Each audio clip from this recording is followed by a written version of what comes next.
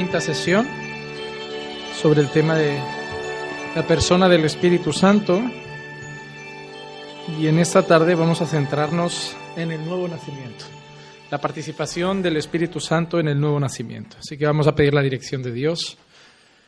Padre, te damos gracias, Señor, en esta tarde, porque poder estar reunidos, Señor, alrededor de tu palabra es un privilegio para nosotros. Hay tantos lugares, Señor, donde poder reunirse para estudiar tu palabra es un peligro debido a la persecución que existe en muchos países. Y aquí tenemos, Señor, una libertad, Señor, que a veces no aprovechamos.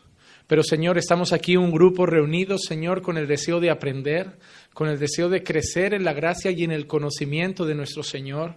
Queremos, Señor, atesorar tu palabra en nuestros corazones y seguir edificando nuestra fe, Señor, en las verdades bíblicas que tú revelaste para nosotros. Que toda la enseñanza se base en tu palabra, no en nuestros pensamientos, no en nuestros sentimientos, sino que se base en las Escrituras. Que todo lo que digamos tenga un respaldo bíblico para que podamos decir que todo lo que enseñamos es palabra de Dios. Por eso, Padre, dame de tu gracia, Señor, para poder enseñar con fidelidad las Escrituras en esta tarde y un tema tan importante como es el nuevo nacimiento y la persona de tu Espíritu Santo en él. Te pido, Señor, que seas tú dirigiendo cada momento de este estudio y te lo pido todo en el nombre de Jesús. Amén, amén y amén. Podemos tomar asiento.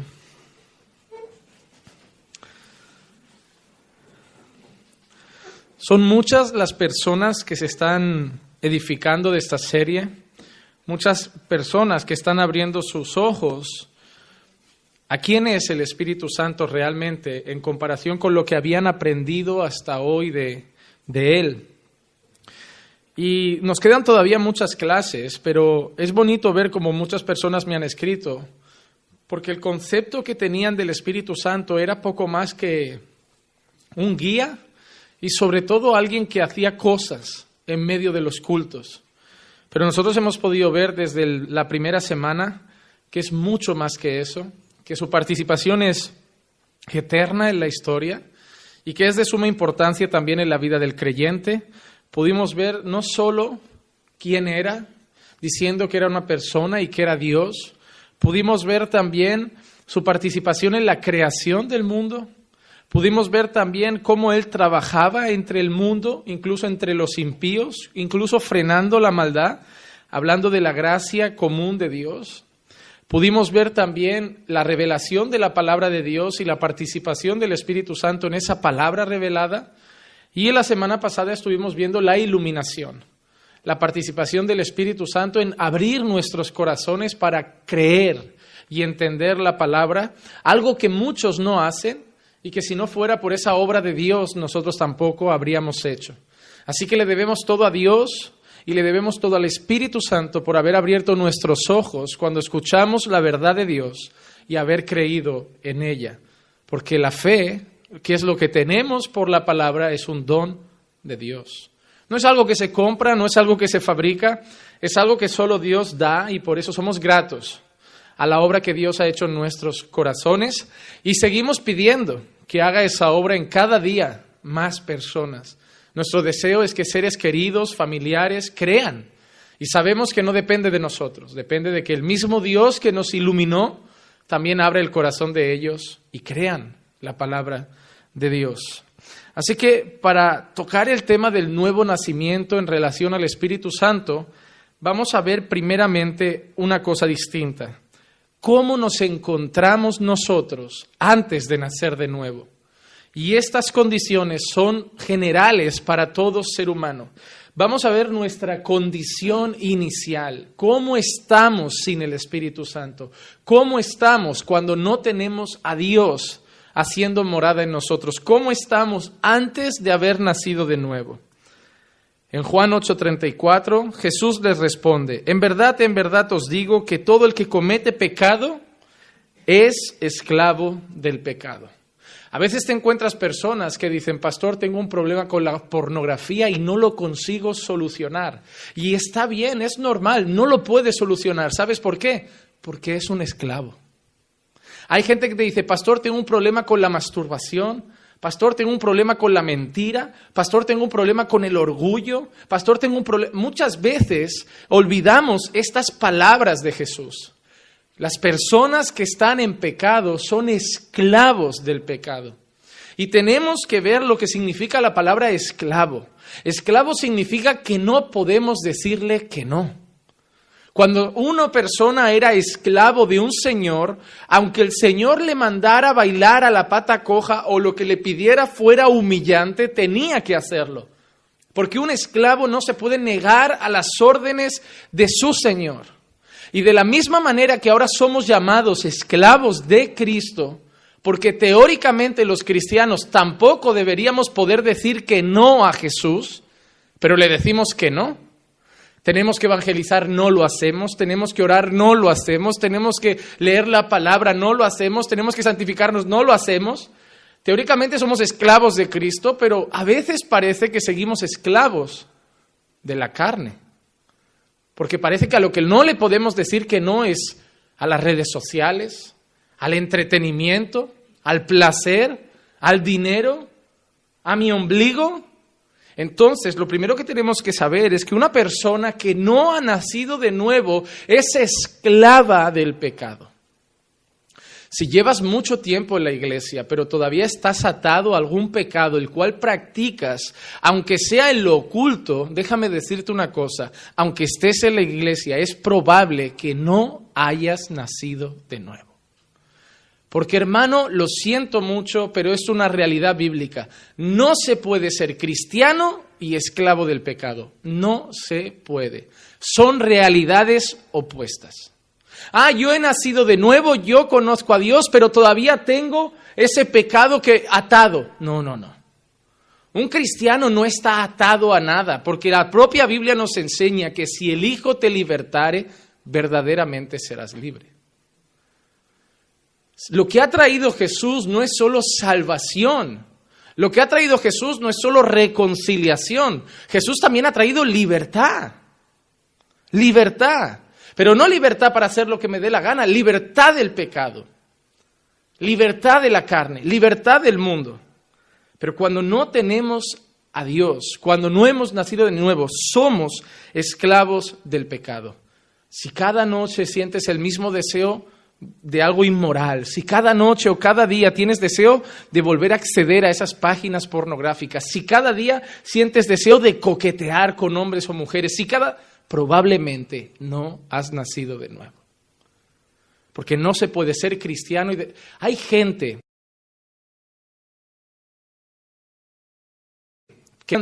de que muchos pastores lo llaman ahora lucha. No es cristiano, pero tiene una lucha con la masturbación.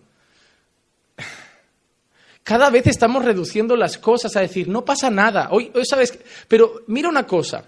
Si es con la masturbación, dicen que es cristiano, pero tiene una lucha con la masturbación. Si es con la mentira, dicen que es cristiano, pero tiene una lucha con la mentira. Si es con la fornicación, es cristiano, pero tiene una lucha con la fornicación. Pero si es un violador, nadie va a decirte, mira, es cristiano, pero es que tiene una lucha con esto de violar gente. No vas a escuchar ningún pastor decir eso. O si es un asesino, que es otro pecado, matar, no vas a escuchar a un pastor decir, mira, es que sí es cristiano, ha nacido de nuevo. Él dice que ama a Dios y viene a la iglesia, solo que tiene una lucha con esto de matar gente. Está luchando contra su pecado. No, hermano, si hay algo que te esclaviza, no eres cristiano. Un asesino, cuando se convierte y nace de nuevo, deja de matar. Un ladrón, cuando se convierte y nace de nuevo, deja de robar. Un mentiroso, cuando se convierte y nace de nuevo, deja de mentir. Un inmoral, cuando se convierte y nace de nuevo, deja de practicar la inmoralidad sexual. El problema es que creemos que suena menos feo decir inmoralidad que asesinato.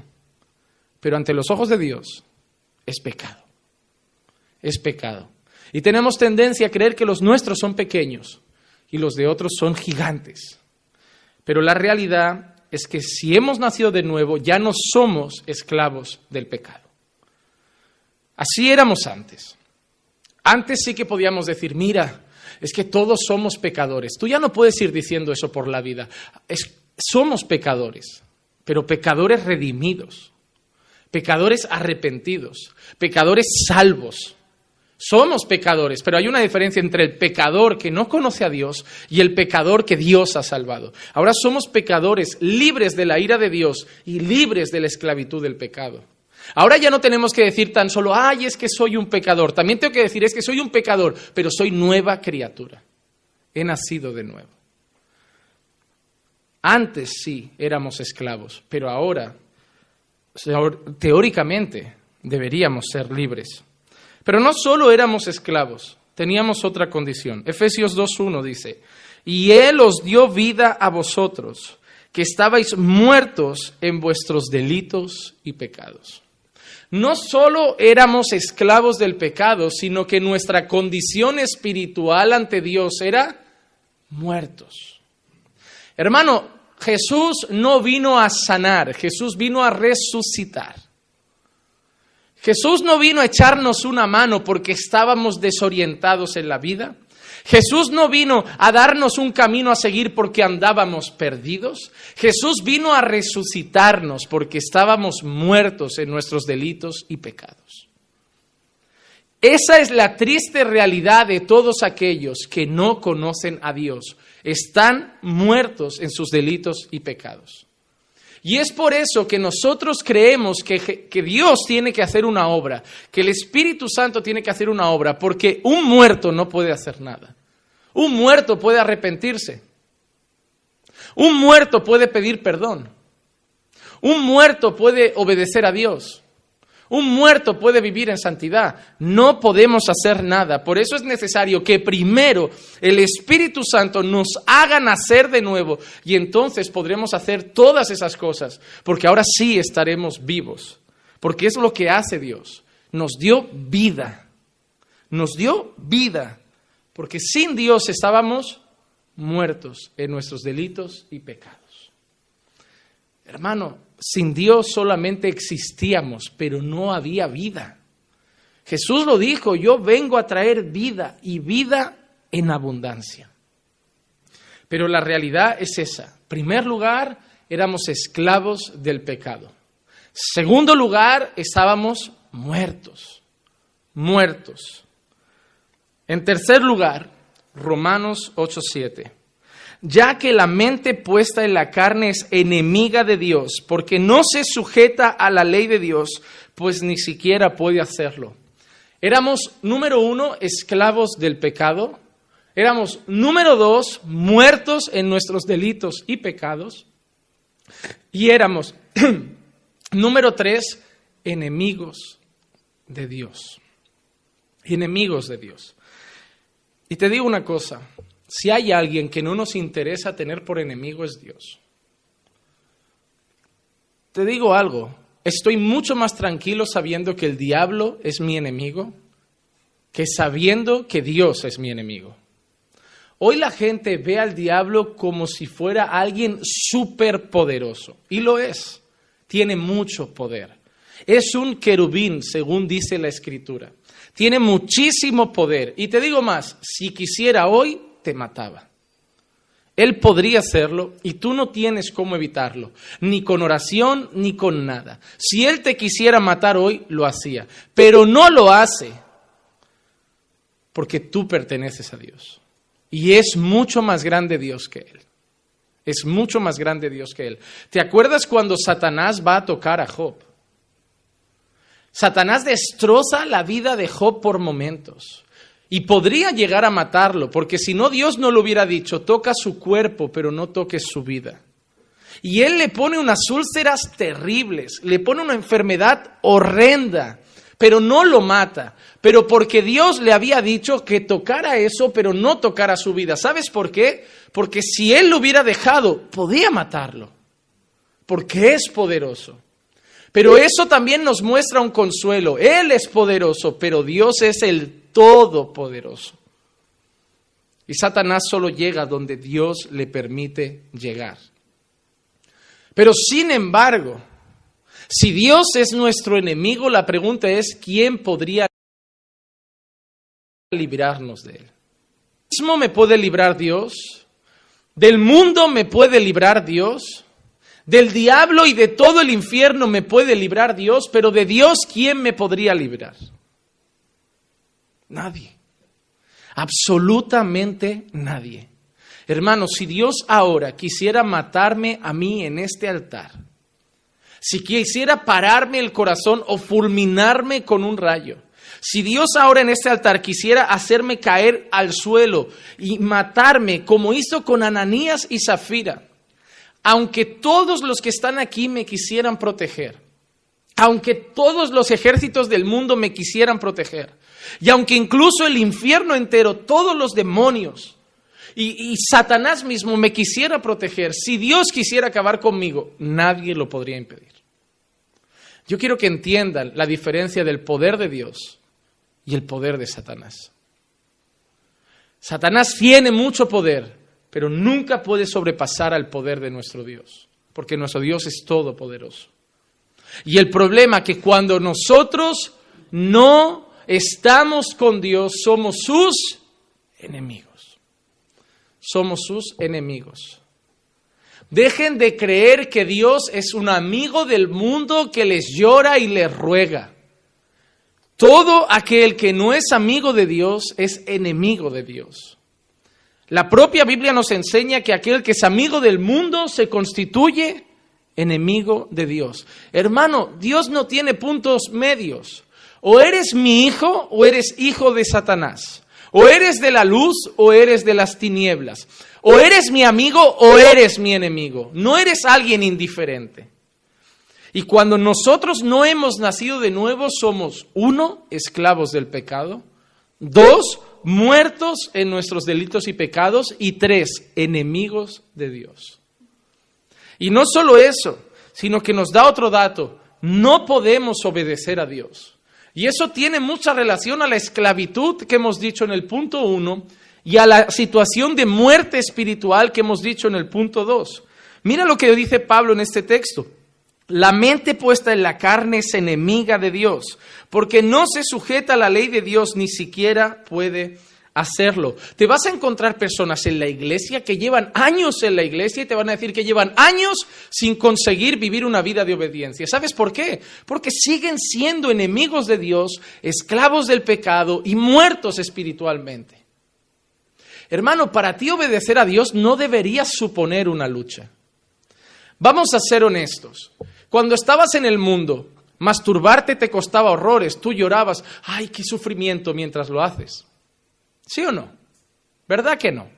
Ver pornografía te costaba mucho. Estabas viendo la película pornográfica o el vídeo pornográfico y llorando, como diciendo, ay, me cuesta tanto, pero tengo que hacerlo, tengo que ver pornografía esta noche. Es que lo necesito. No es así, ¿verdad? Pecar no te cuesta. Pero sin embargo, en el mundo te costaría horrores obedecer a Dios y no podrías. No mentir, no ser orgulloso, amar a tus enemigos, te costaría, no podrías, porque sería contra tu naturaleza. Pero ahora teóricamente has nacido de nuevo. Ahora teóricamente te debería costar el pecado y sentir deleite en la obediencia. Ahora yo te hago una pregunta. ¿Cómo puede ser que creas que eres cristiano y te siga costando poco pecar y costando mucho obedecer a Dios? La pregunta es, ¿eres cristiano? ¿Has nacido de nuevo? Porque la gente te está intentando convencer de que si sigues luchando contra eso, vas a estar bien. El problema es que hay mucha gente haciendo creer a no cristianos en la iglesia que si pasan toda su vida dentro de la iglesia luchando contra ese pecado que los ata, van a estar bien. Y tenemos gente que no es cristiana creyendo que es cristiana y viviendo atormentado por un pecado y nunca obedeciendo a Dios. Solamente porque creen que si esa guerra la aguantan hasta el final, serán salvos. Y tenemos un montón de gente en la iglesia que vive pecando hoy, volviendo a la iglesia mañana. Esa lucha interna, esa doble naturaleza que se enfrenta aquí dentro, eso es un problema. Tú puedes pecar un día, claro que sí, pero no deberías estar atado a una guerra contra un pecado. Deberías haber sido libre a través de Cristo. Hermano, si a ti te sigue costando horrores dejar un pecado, deberías preguntarte si has nacido de nuevo. Pero yo no te quiero acusar, yo quiero que te examines.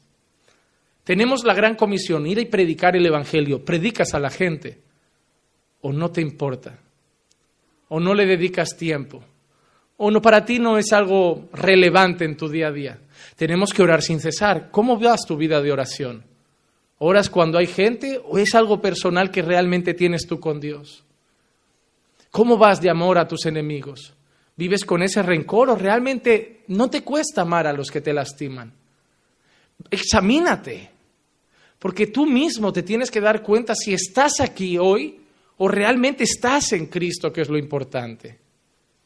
Pero si estás aquí hoy y lo que te estás dando cuenta es que no eres cristiano, no es para que salgas corriendo y decir, pues entonces dejo la iglesia. No, da gracias a Dios que te ha traído aquí para que lo escuches, para que te arrepientas y para que busques a Jesús. No la iglesia, no la religión, sino a Jesús. Jesús todavía es la esperanza de muchas personas que congregan en Caminando por Fe. Porque congregar en una iglesia no es ser salvos. Cuando nosotros estamos muertos en delitos y pecados y somos esclavos del pecado, no podemos obedecer a Dios. No le damos importancia a sus mandamientos. Los vemos solo como cosas pesadas que Dios nos pone sobre los hombros. Hermanos, si tú lees los Salmos, ves a un hombre decir, en tu ley está mi delicia. Un hombre que ve los mandamientos como algo bueno. Ves a Pablo decir, la ley es buena, la ley es santa, la ley es perfecta.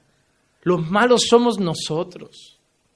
Nuestra naturaleza es tan mala que nos hace ver los mandamientos de Dios que son buenos como algo malo. ¿Sabes por qué? Porque nos privan de la libertad, porque no nos dejan hacer lo que nuestro animal nos gustaría si fuéramos animales que no lo somos. Pero cuando has conocido a Dios, cuando ves lo que es la vida de verdad, cuando la ceguera sale de tus ojos, los mandamientos de Dios no son una carga, son un manual de vida perfecto para una vida feliz. La mujer que ha nacido de nuevo y lee que tiene que someterse al marido, no lo ve como una carga, lo ve como un deleite. Disfruta del mandamiento de Dios. El marido que ve que tiene que amar a su mujer como Cristo amó a la iglesia, no lo ve como una carga, lo ve como un deleite. Amar a los enemigos es algo bueno. No mentir es bueno porque nos hace mostrar a la gente que somos honrados, nos vuelve dignos de confianza. No calumniar a las personas es bueno, no murmurar es bueno, no criticar es bueno.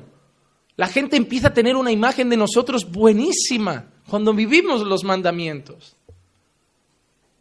Al final nos llevan a una vida bienaventurada, a un hogar bendecido, a ser un trabajador honesto y bendecido por Dios, o un jefe bendecido por Dios, o un padre o un esposo, a tener casas completamente llenas de su amor y su gracia. Cuando nosotros nacemos de nuevo, vemos la ley de Dios como algo que solo trae una cosa a nuestra vida, bendición. Hermano, somos tan malos que Dios nos da una ley que dice, si la obedeces te voy a bendecir, y aún así no la queremos obedecer. Y cuando nos pasan cosas malas por desobedecerla, decimos que es lucha. Estoy pasando una lucha, estoy pasando una guerra. No, hermano. Mira dónde llega la necedad del ser humano. Somos tan malvados que tenemos el manual para ser bendecidos y aún así preferimos el castigo. Pero cuando nacemos de nuevo, vemos este manual como algo perfecto, no una carga, un alivio, algo que ahora sí que nos ha traído libertad y una vida bienaventurada. Entonces esto es lo que somos si no hemos nacido de nuevo, esclavos del pecado, muertos en delitos y pecados, enemigos de Dios e incapaces de obedecer a Dios. Ahora estamos de esa forma. Vamos a montar el hombre de antes y después. El hombre de antes era así, esclavo, muerto y enemigo. Y a ese hombre le llega un aviso, nos llega una advertencia, que es la que le hizo Jesús a Nicodemo. En Juan capítulo 3 del 1 al 7. Había un hombre de los fariseos llamado Nicodemo, prominente entre los judíos. Este vino a Jesús de noche y le dijo: Rabí, sabemos que has venido de Dios como maestro, porque nadie puede hacer las señales que tú haces si Dios no está con él. Respondió Jesús y le dijo: en verdad te digo que el que no nace de nuevo no puede ver el reino de Dios. Nicodemo le preguntó: ¿cómo puede un hombre nacer siendo ya viejo? ¿Acaso puede entrar por segunda vez en el vientre de su madre y nacer? Jesús respondió: en verdad te digo que el que no nace de agua y de espíritu no puede entrar en el reino de Dios. Lo que es nacido de la carne, carne es, y lo que es nacido del espíritu, espíritu es. No te asombres que te haya dicho: os es necesario nacer de nuevo. Esas son las palabras de Jesús. A un hombre muerto en sus delitos y pecados, a un hombre esclavo del pecado, a un hombre enemigo de Dios, y ahora Jesús le lanza un reto. Debes nacer de nuevo. Debes nacer de nuevo. Y es el mismo reto que sigue mandando a todas las personas. No se entra en el reino de los cielos si no se ha nacido de nuevo. El requisito no es ir todos los días a la iglesia, no es aprenderse alabanzas de memoria, no es saber todas las canciones de Hillsong o de la Ivy de memoria, ni memorizar versículos de memoria. El requisito para entrar en el reino de Dios es nacer de nuevo. Y ahora nos deparamos con un problema. Estamos muertos, somos esclavos, enemigos de Dios, incapaces de obedecer a Dios. Ahí llega Dios y nos dice algo: pues si no naces de nuevo no puedes entrar en el reino de Dios. Y nos encontramos con un muro. Vale, tengo que nacer de nuevo, pero yo no puedo hacer eso. Soy incapaz. Dios te dice: si no naces de nuevo te vas al infierno. Y tú te quedas mirando a Dios como diciendo: ¿y cómo hago eso? Porque la misma pregunta que hace Nicodemo la podía hacer yo: ¿y cómo lo hago? Yo ya he nacido, tengo que nacer de nuevo.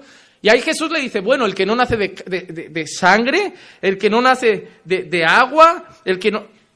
Tenemos que nacer del Espíritu. Yo le haría la misma pregunta: ¿y cómo hago yo eso? Porque si a mí me dices: bueno, si haces tantas oraciones, si lees tantas veces la Biblia, naces de nuevo, es fácil, yo me esfuerzo, lo hago. Bueno, si vas tanto a la iglesia, si estás 6 años sin faltar a un culto y lo haces, naces de nuevo, yo lo hago, es fácil. Pero nacer de nuevo es algo que nosotros no podemos hacer. Es decir, el único requisito para ser salvos, para entrar en el reino de Dios, es un requisito que humanamente no podemos hacer. No podemos cumplir. Debemos salvarnos. ¿Cómo? A través de Cristo. ¿Pero cómo? Naciendo de nuevo. ¿Pero cómo lo hacemos? No podemos. Y ese es el problema. Y yo creo que lo define muy bien Jeremías con estas palabras. Jeremías 13:23. ¿Puede el etíope mudar su piel o el leopardo mudar sus manchas? Así vosotros podréis hacer el bien estando acostumbrados a hacer el mal. Hay gente de la iglesia que está tan acostumbrada a ser rebelde y que nadie le diga nada, que cuando yo voy y le digo algo no está bien, te miran con odio y rabia. Porque están tan acostumbrados a hacer el mal que cuando les dices que no lo hagan, sienten rabia. Te miran con odio. A veces lo disimulan de otra manera. Me critican todos, siempre van a por mí. Pero en el fondo es: déjame hacer el mal tranquilo. Déjame prostituirme en paz. Déjame ensuciarme en paz. Pero no me corrijas. Sobre todo los hijos tienen esa costumbre de: me tienes manía, vas a por mí, ¿por qué no se lo dices a otro? Al final es el deseo de seguir haciéndolo y que nadie me lo reproche. ¿Por qué? Porque ¿cómo vas a hacer el bien si estás acostumbrado a hacer el mal? Y ese es el problema en la iglesia, que a veces un pastor le va a pedir a alguien que no es cristiano que viva como un cristiano. Ese es el problema de muchos padres que son cristianos y quieren que sus hijos vivan como cristianos, pero no se dan cuenta que no lo son. Y van a tener una lucha constante, porque le están diciendo a alguien acostumbrado a hacer el mal que hagan el bien y no lo van a hacer, porque no pueden. Esa es la guerra de muchos hogares, ¿sabían? Muchos padres creyentes queriendo que sus hijos que no han nacido de nuevo vivan como creyentes. Y es una guerra, porque no estás luchando contra... Y tú le dices a tu hijo, pero te lo digo siempre, te lo repito siempre, tu hijo, sí, pero si pudiera, ¿sabes qué te diría? Pero es que no puedo. Soy desobediente por naturaleza, soy rebelde por naturaleza, no he nacido de nuevo, no puedo obedecer a Dios. Y es la realidad. Por eso habría que cambiar quizá la orden y en vez de darles órdenes para que vivan como cristianos, sería predicarles el Evangelio para que conozcan a Cristo. Y eso lo cambiará todo. Porque una vez conozcan a Cristo, ya no lo harán porque tú se lo mandas, lo harán porque Dios lo manda. Y ahora sí sienten deleite en obedecer a Dios. El problema que nos encontramos es lo que dice Jeremías. ¿Puede un etíope mudar su piel? ¿Alguien de color puede volverse blanco? Michael Jackson. No cuenta. Y además no se volvió blanco. Se disfrazó. Pero no se puede. No se puede. Ahí tienes un montón de gente como Michael Jackson queriendo ser blanca y un montón de blancos en Europa pasándose el día en rayos uva queriendo ser mulatos. Así está el mundo. El negro queriendo ser blanco, el blanco queriendo ser negro y el chino pasa de todo. Está contento. El leopardo puede cambiar sus manchas. Él se puede frotar en un árbol, en la sabana, pero va a seguir con sus manchas. La cebra no se va a volver lisa. A la jirafa no le van a coger el cuello. El perro no puede volar y el gato no puede ladrar. El tiburón no puede andar a dos patas y el mono no puede vivir debajo del agua. El pájaro no puede vivir solo en la tierra andando y la serpiente no puede vivir volando. Pues de la misma manera el pecador no puede nacer de nuevo. Porque hay cosas que no se trata de si queremos o no queremos hacer. Se trata de que no podemos porque no es de nuestra naturaleza. Y ahí está la gente. Miren, yo vuelvo a lo mismo.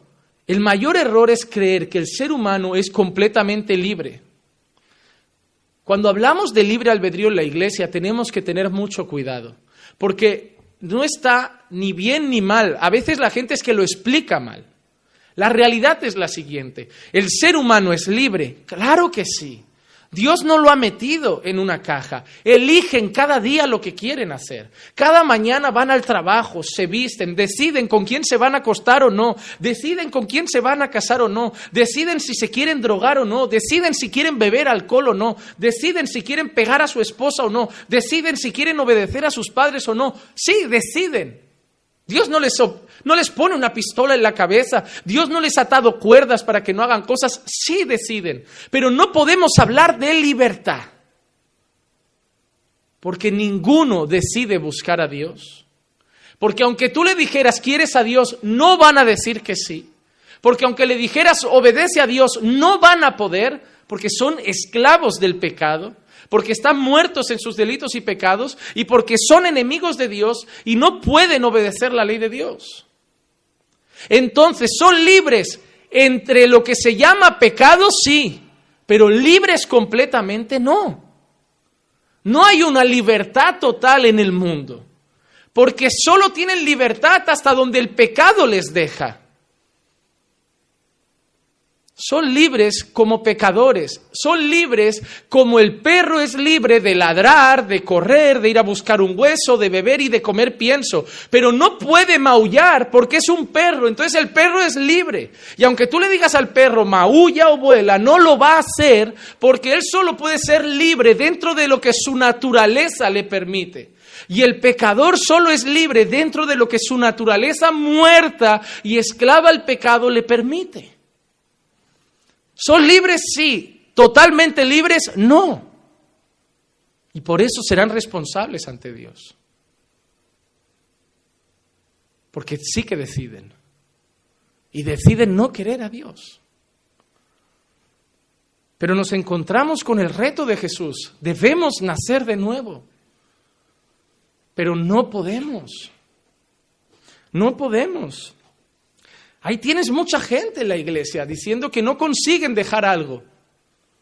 Porque cuando uno todavía no ha nacido de nuevo, no consigue dejarlo. Engaña a la gente, disimula, pero sigue coqueteando, sigue fumando sin cesar, aunque le digan que tiene cáncer de pulmón. Sigue en las borracheras, sigue siendo orgulloso, sigue mentiroso, sigue calumniador, sigue murmurador y no lo consigue dejar, disimula, cambia de personas con la de hacerlo para que nadie se entere, pero está dentro de él porque es su naturaleza, es inmoral, es mentiroso, es soberbio.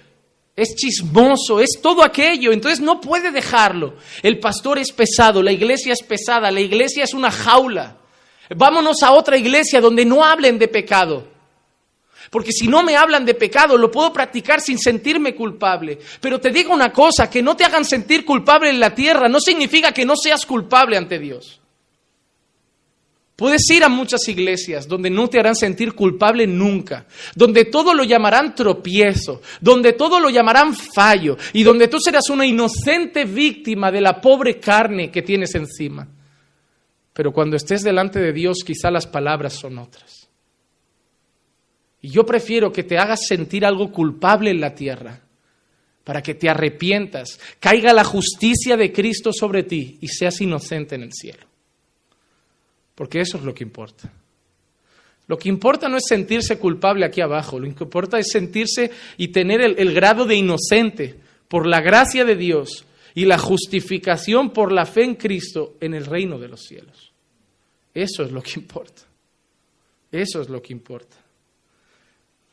Entonces solo tenemos una esperanza. Necesitamos una obra de Dios. Necesitamos una obra de Dios. Y ahora vamos a ver esos textos que respaldan que el nuevo nacimiento, que esa nueva naturaleza solo puede ser fruto de una obra de Dios. Son textos largos, no creo que se aprecien en la pantalla, pero bueno, yo los cito, si quieren apuntarlos, los apuntan, y luego estaría bien que los revisaran también en casa, hicieran una lectura en sus hogares, sean como los bereanos. La Biblia dice que había un pueblo que era más noble, que eran los de Berea, que en casa volvían a leer las cosas. Ezequiel 37, del 1 al 10.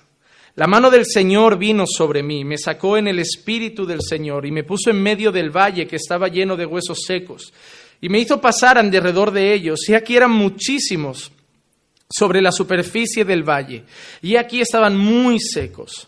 Y él me dijo, hijo de hombre, ¿vivirán estos huesos? Le pregunta si los huesos que hace, ¿sí? Vivirán. Si no viven es porque están. Esa era nuestra condición. Nosotros somos eso. El valle de huesos secos es lo que éramos cuando no conocíamos a Dios. Y Dios le pregunta al profeta, ¿vivirán estos huesos? Y mira lo que responde el profeta, Señor Dios, tú lo sabes. Tú lo sabes. Entonces me dijo, profetiza sobre estos huesos y dile, huesos secos, oíd la palabra del Señor. Así dice el Señor Dios a estos huesos, he aquí haré entrar en vosotros espíritu y viviréis. Espíritu y viviréis. Y pondré tendones sobre vosotros, haré crecer carne sobre vosotros, os cubriré de piel y pondré espíritu en vosotros y viviréis. Y sabréis que yo soy el Señor. Profeticé pues como me fue mandado y mientras yo profetizaba hubo un ruido y luego un estremecimiento y los huesos se juntaron, cada hueso con su hueso. Y miré y aquí había tendones sobre ellos, creció la carne y la piel los cubrió, pero no había espíritu en ellos. Entonces él me dijo, profetiza al espíritu, profetiza hijo de hombre y di al espíritu, así dice el Señor Dios. Ven de los cuatro vientos, oh espíritu, y sopla sobre estos muertos y vivirán. Y profeticé como él me había ordenado, y el espíritu entró en ellos, y vivieron, y se pusieron en pie, un enorme e inmenso ejército. Ahora somos soldados de Jesucristo. Ahora somos parte de un enorme, inmenso ejército, pero del cual, si Dios no hubiera soplado su espíritu, no pasaríamos de carne con tendones y huesos, pero sin vida. Hermano, tú te identificas en esa historia porque es el antes y después de cada uno de nosotros. Eso éramos sin Dios. Eso éramos sin Dios. Huesos secos. Y puede ser que los huesos se junten. Y puede ser que vengan tendones. Y puede ser que venga carne, pero no hay vida. No hay vida. Y el Señor le dice constantemente al profeta, profetiza al Espíritu. Y Él lo repite más de una vez, que vendría el Espíritu y pondré el Espíritu en vosotros y viviréis. Lo repite en 2 ocasiones. Pondré el Espíritu y viviréis. Pondré el Espíritu y viviréis. Podemos tener un ejemplo muy claro en el Edén. Adán y Eva Adán no pasaba de barro. Sin el Espíritu de Dios no pasaba de barro. No había vida. No había vida.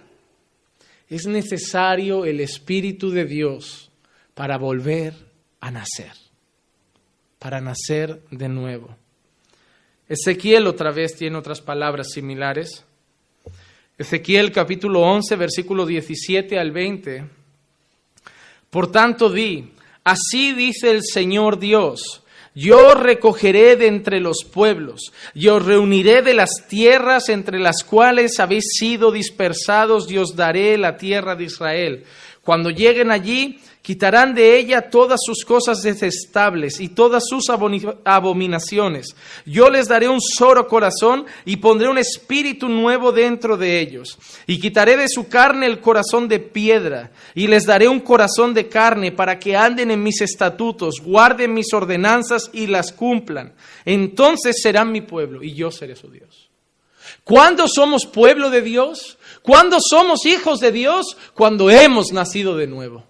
Hay mucha gente que cree que todo lo que hay ahí fuera son hijos de Dios. No, todos son criaturas de Dios, pero los hijos de Dios son los que han nacido de nuevo. Porque Él dice, quitaré un corazón de piedra, pondré un corazón de carne, les daré un corazón de carne para que anden en mis estatutos, para que guarden mis ordenanzas y para que las cumplan. Entonces ellos serán mi pueblo y yo seré su Dios. Si no eres una persona que ha nacido de nuevo y por lo tanto eso se traduce en una vida de obediencia, no eres hijo de Dios. No lo eres. Porque aquí lo dice Ezequiel. Y lo dice claramente. Hemos visto antes que la mente puesta en las cosas de la carne es enemiga de Dios y no puede guardar la ley de Dios. ¿Recuerdan lo que hemos visto en Romanos? No puede. Y Dios les da un nuevo corazón. ¿Para qué? Para que anden en sus estatutos y guarden sus ordenanzas y las cumplan. Déjame decirte una cosa, es sencillo, la Biblia no es para catedráticos, la Biblia es para todos, es fácil. Pablo dice que quien está muerto en sus delitos y pecados, quien es esclavo del pecado, quien tiene la mente puesta en las cosas de la carne, no puede obedecer a Dios, no lo consigue. Ahora Ezequiel dice que Él nos tiene que quitar un corazón de piedra, entonces nos pone un corazón de carne y pone en nosotros su espíritu, para que entonces sí, podamos guardar los mandamientos. Blanco y en botella, ¿obedeces a Dios? No, pastor, no estoy obedeciendo a Dios. No tienes al Espíritu, no tienes un nuevo corazón, no has nacido de nuevo, no eres un hijo de Dios. ¿Usted quién es para decirlo? Volvemos a lo mismo, te lo estoy leyendo, cabezón. Deja de verme a mí, ¿vale? Me voy a poner a predicar así a partir de ahora. Porque tu problema es con este libro. Te está ofendiendo este libro. Yo no te quiero ofender. ¿Sabes por qué? Porque en la eternidad tú no dependes de mí. Yo no gano nada ofendiéndoos. Pero este libro nos ofende a todos. Alguna vez en la vida te tiene que ofender. Si este libro nunca te ha ofendido, no has nacido de nuevo. Porque para que primero seas salvo, primero te tiene que cortar. Te tiene que ofender, te tiene que hacer sentir miserable, sucio, guarro, inmundo. Y cuando esto te haga sentir inmundo, entonces va al otro lado, que empieza la transformación. Pero primero te tiene que ofender. Hermano, antes de nacer de nuevo, este libro te tiene que hacer sentir el puerco más miserable de la tierra. Esa es la realidad. Esa es la realidad. No podemos pedir perdón por nuestros pecados si este libro sagrado no nos hace sentir pecadores.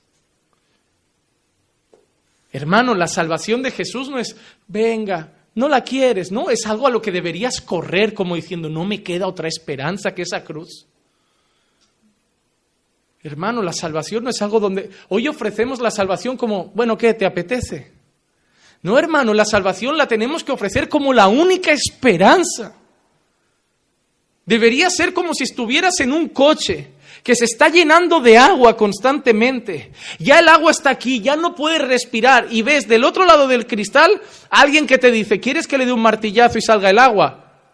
Es tu única esperanza, deberías ahogarte porque le dieras, por romperlo, por hacer algo. No es para estar tranquilo. La cruz es algo a lo que deberíamos correr desesperados. Cuando un famoso predicador predicó un mensaje que hasta hoy la gente lo lee, llamado Pecadores en las manos de un Dios airado, cuentan que mientras él predicaba había gente que se escondía debajo de los bancos de la iglesia. Mientras otros se reían, muchos se escondían debajo de los bancos de la iglesia, porque creían que se los iba a tragar el infierno en ese momento. Dicen que una señora se acercó al predicador y le rogó, para de predicar, parece que el suelo se va a abrir y nos va a tragar. Pero después de ese día dice que todos se convirtieron, porque primero reconocieron dónde se estaban yendo. Al infierno. Y solo cuando sabes que te estás yendo al infierno, corres a Jesús. Hoy hay mucho listo diciendo, no, yo sé que si me muriera hoy me iría al infierno. A ver, papanatas, tú no sabes nada. Eso lo dices porque todavía no sabes lo que es el infierno. Hay que ser muy tonto para saber realmente lo que es el infierno y decir, no, bueno, yo sé que si hoy me muero, yo me voy al infierno. Tú no sabes nada. Tú no sabes lo que es eso. Me gustaría coger a ese joven y decir, déjame un mechero, venga un ratito, déjame la mano, solo la mano, no el ojo, no, la mano, déjame prenderte fuego, pero quédate 5 minutitos, para que experimentes quizá una gota. Porque la gente habla por hablar, ¿verdad? Sobre todo la juventud de hoy. Habla por hablar, habla del infierno como si fuera cuando su madre la mete en la habitación y no le deja salir. Ay, hermano, por eso necesitan una obra de Dios. Porque su naturaleza es tan rebelde que aún piensan en el infierno y no les produce temor. Imagínate cómo llega la maldad del hombre a ser. Ezequiel capítulo 36 del 22 al 32, otro texto del profeta. Por tanto, di a la casa de Israel, así dice el Señor Dios, no es por vosotros, casa de Israel, que voy a actuar, sino por mi santo nombre que habéis profanado entre las naciones a donde fuisteis. Vindicaré la santidad de mi gran nombre profanado entre las naciones, el cual vosotros habéis profanado en medio de ellas. Un gran pueblo tenía Dios, un gran pueblo. Entonces las naciones sabrán que yo soy el Señor, declara el Señor Dios, cuando demuestre mi santidad entre vosotros a la vista de ellas, porque os tomaré de las naciones, os recogeré de todas las tierras y os llevaré a vuestra propia tierra. Entonces os rociaré con agua limpia y quedaréis limpios. De todas vuestras inmundicias y de todos vuestros ídolos os limpiaré. Además os daré un corazón nuevo y pondré un espíritu nuevo dentro de vosotros. Repite lo mismo. Está hablando a una generación malvada, a un pueblo malvado, desobediente, idólatra, rebelde. Y dice, mira, ¿sabes qué? Yo os limpiaré, yo os daré un nuevo corazón, yo pondré de vosotros, dentro de vosotros, mi espíritu. Quitaré de vuestra carne el corazón de piedra y os daré un corazón de carne. Pondré dentro de vosotros mi espíritu y haré que andéis en mis estatutos y que cumpláis cuidadosamente mis ordenanzas. Habitaréis en la tierra que di a vuestros padres y seréis mi pueblo y yo seré vuestro Dios. Os libraré de todas vuestras inmundicias. Llamaré al trigo y lo multiplicaré y no traeré hambre sobre vosotros y multiplicaré el fruto de los árboles y el producto del campo para que no recibáis más el oprobio del hambre entre las naciones. Entonces os acordaréis de vuestros malos caminos y de vuestras obras, que vuestras obras no eran buenas, y os aborreceréis a vosotros mismos por vuestras iniquidades y por vuestras abominaciones. No hago esto por vosotros, declara el Señor. Sabedlo bien. Avergonzaos y abochornaos de vuestra conducta, casa de Israel. Tremendo. Dios ve a un pueblo que es su pueblo, lo ve idólatra, desobediente, inmundo y dice, ¿sabéis qué voy a hacer? Os voy a coger, os voy a traer de todas las naciones, os voy a poner donde deberíais estar, os voy a limpiar, os voy a rociar agua pura, os voy a lavar de vuestra inmundicia, os voy a arrancar vuestros ídolos, os voy a quitar ese corazón de piedra y os voy a dar un corazón de carne. Voy a poner en vosotros mi espíritu, voy a hacer que guardéis mis mandamientos, voy a hacer que andéis en santidad. Y no solo eso, voy a traer el trigo, lo voy a multiplicar para que tengáis abundancia y no quedéis como un pueblo con hambre entre las naciones. Vais a ser no solamente limpios, sino vais a ser también bendecidos. Pero me gusta lo del final. Pero tened una cosa clara, no lo hago por vosotros. Y al principio de todo Dios ha dicho por qué lo hace. No es por vosotros, casa de Israel, que voy a actuar, sino por mi santo nombre. Deja de pensar que Dios hace todo porque tú eres la niñita de los ojos y te quiere ver feliz. Si Dios es tan bueno, tan misericordioso y te bendice, es porque Él quiere ser glorificado. Coge un pueblo que es basura y dice, os voy a hacer brillar, pero no porque seáis buenos, no porque valgáis, para que la gente diga, Dios existe, Dios es real, Dios es poderoso, Dios es santo. Me gusta porque ahí no hay lugar para el orgullo, no hay lugar para la soberbia. No hago esto por vosotros, declara el Señor, sabedlo bien. Y acaba diciendo, avergonzaos y abochornaos de vuestra conducta. Os voy a cambiar tanto que cuando veáis el pasado espero que sentáis vergüenza, bochorno. Oye, pues parece que este Dios no es el mismo que se predica hoy, ¿eh? Como siempre digo, parece que el Dios de hoy que se enseña en las iglesias ha conocido a Jesús y ha nacido de nuevo. Parece un Dios que era malo, que en el Antiguo Testamento era orgulloso, soberbio, que solo quería su gloria. Y que ahora no, ahora ha conocido a Cristo. Se ha arrepentido de sus pecados y ahora es un Dios bueno. Pues hermano, triste noticia, ese Dios es tu Dios. Porque no hay otro. ¿Y sabes por qué? La prueba más clara es qué hizo con su Hijo. Él sigue odiando tanto el pecado que a su Hijo no le dijo, haz el camino de Santiago de rodillas. No le dijo, mira, ponle 4 velas a San Pedro. No le dijo, mira, haz 30 oraciones, reza 4 Padre Nuestro y 10 Ave Marías. Le dijo, te voy a matar. Te voy a dejar ser torturado. Te voy a dejar clavarte en una cruz. Te voy a dejar que se burlen, que te escupan y allí te voy a dejar solo. Hasta que grites, ¿dónde, Padre? ¿Por qué me has abandonado? Y cuando sientas ese peso de esa soledad, producto de que tú estarás cargando el pecado de todos ellos, vas a entender que yo soy santo y ellos van a ver lo que significa para mí el pecado. Y el pecado significa tanto que fui capaz de matar a mi único, unigénito hijo por él. Hermano, creo que deberías empezar a darle más importancia al pecado si amas a Dios. Si amas a Dios. Tito capítulo 3, versículo 5, el apóstol Pablo escribe a Tito diciendo, Él nos salvó, no por obras de justicia que nosotros hubiéramos hecho. Y eso es lo que mucha gente cree, que nos ha salvado por nuestras obras. No, hermano, no nos ha salvado por nuestras obras de justicia, sino conforme a su misericordia, por medio del lavamiento, de la regeneración y la renovación por el Espíritu Santo.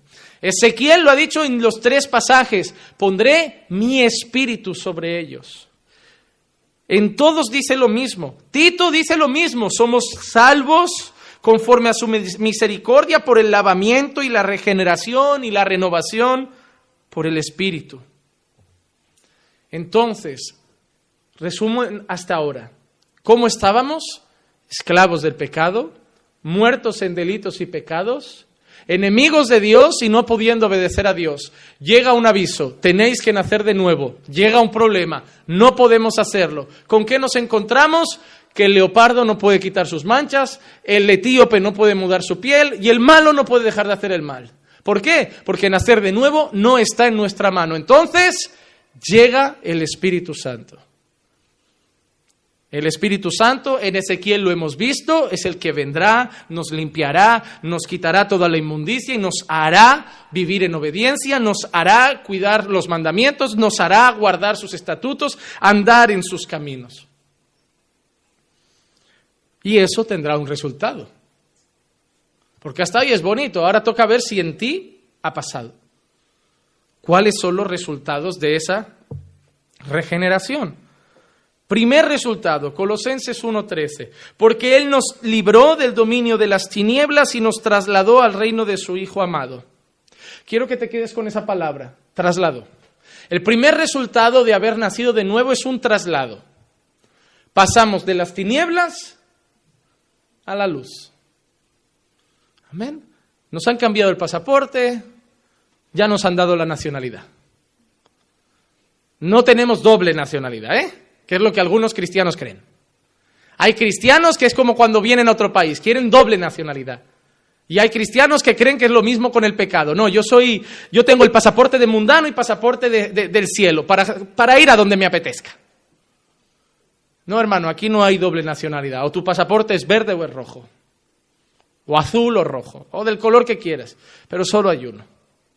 La primera consecuencia de nacer de nuevo es un traslado de naturalezas. Pasamos de las tinieblas a la luz. Pasamos del dominio de Satanás al dominio de Dios. Pasamos de hijos del diablo a hijos de Dios. Un traslado. Segunda consecuencia. Segunda de Corintios 5:17. De modo que si alguno está en Cristo, nueva criatura es. Las cosas viejas pasaron y aquí son hechas nuevas. Segunda consecuencia de nacer de nuevo, hemos dicho primero un traslado, segundo una nueva naturaleza. Somos nuevas criaturas. Las cosas viejas pasaron. Oye, y déjame decirte una cosa,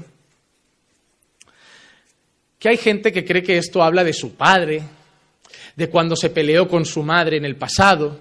No, es que yo ahora soy nueva criatura.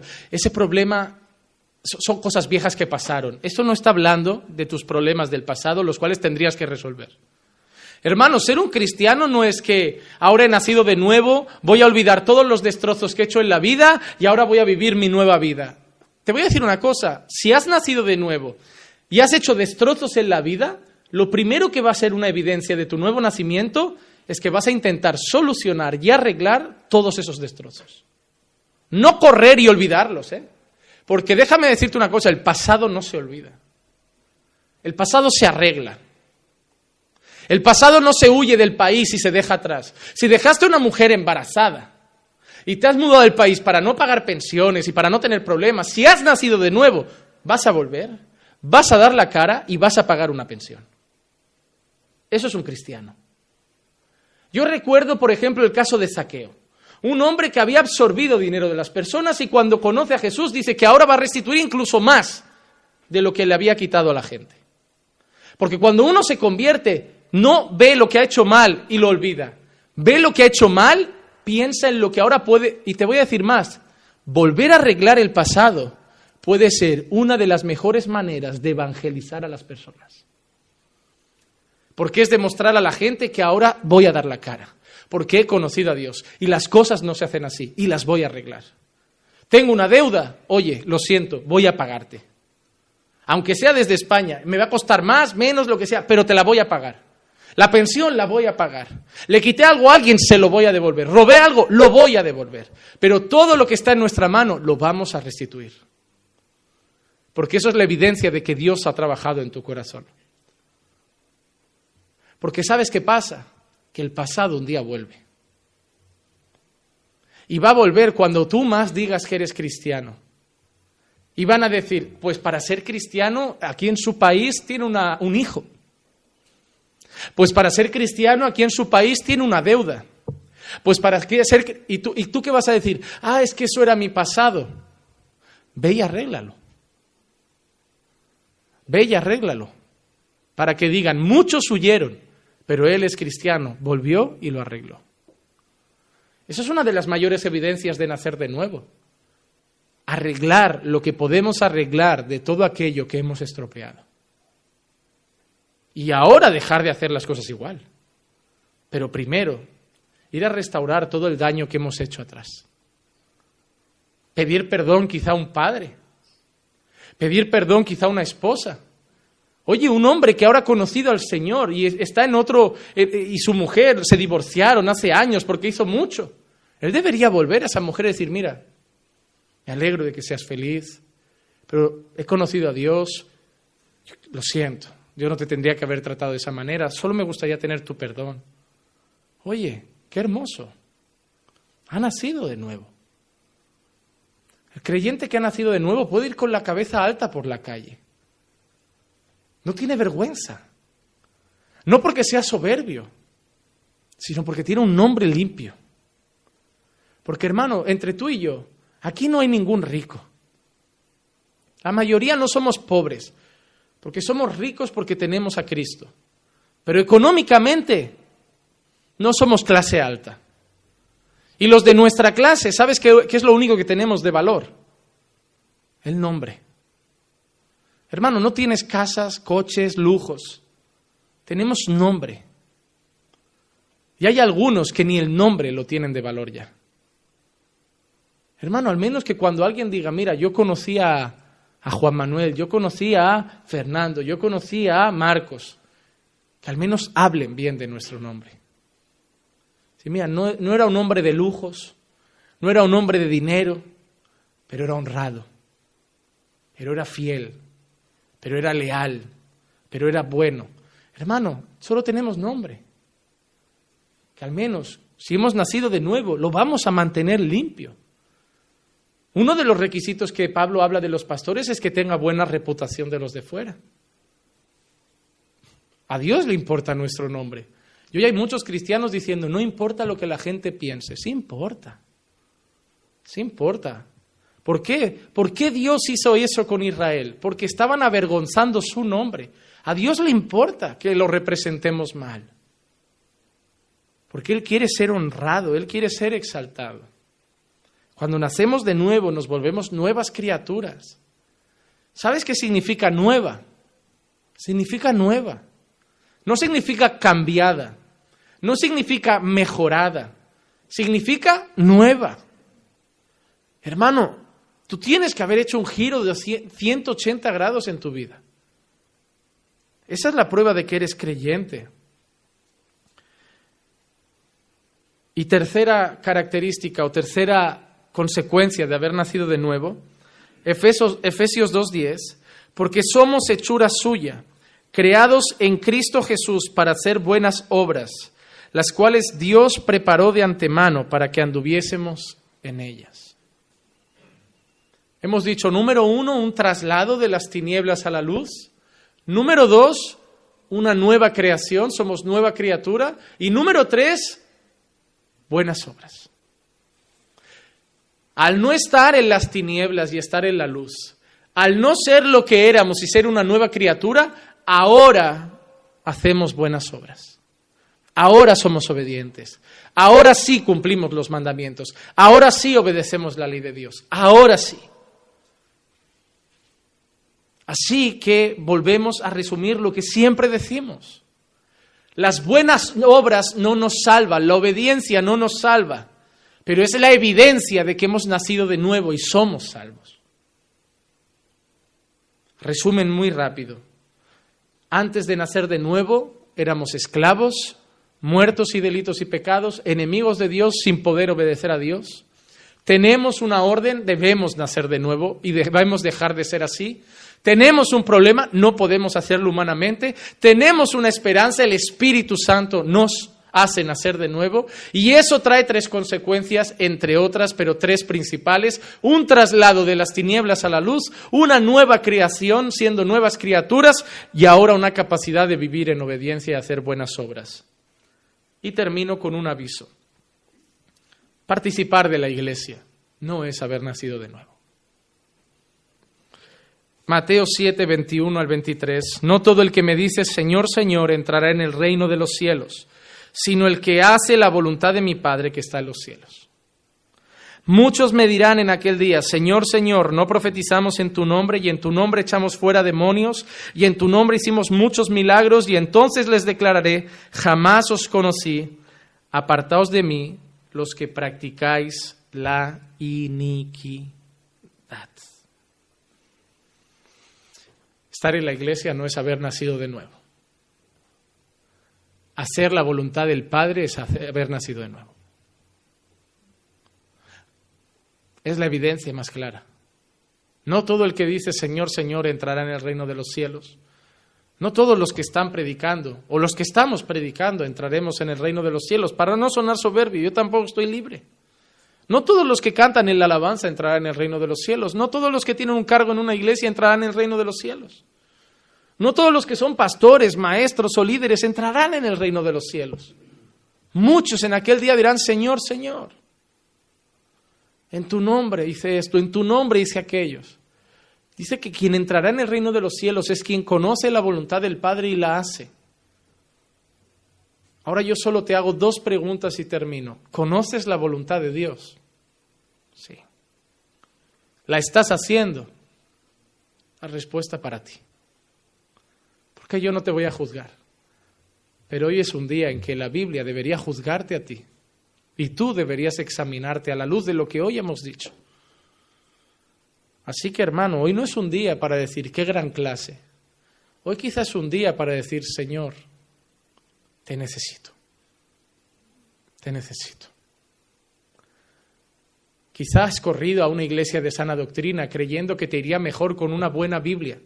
Pero a lo mejor te estás dando cuenta que la sana doctrina lo único que te hace sentir más culpable. En el otro sitio al menos solo rodabas, gritabas y samambaya un rato. Pero aquí la buena palabra te está desnudando y te está haciendo sentir muy mal. Es un problema. Pero no pienses que es soberbio, ¿no? Nos está juzgando, no, porque la misma palabra que te juzga a ti también me juzga a mí.